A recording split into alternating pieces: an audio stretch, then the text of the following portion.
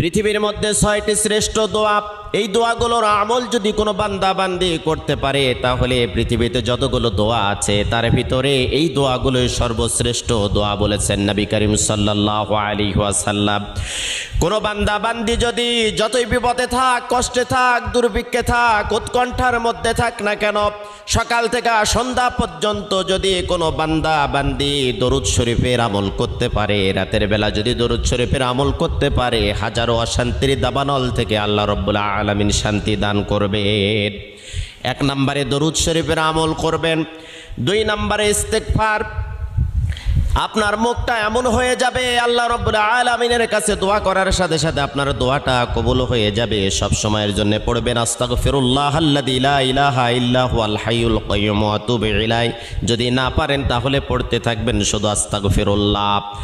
3 নম্বরে আপনি পড়বেন ইয়া যাল জালালি ওয়াল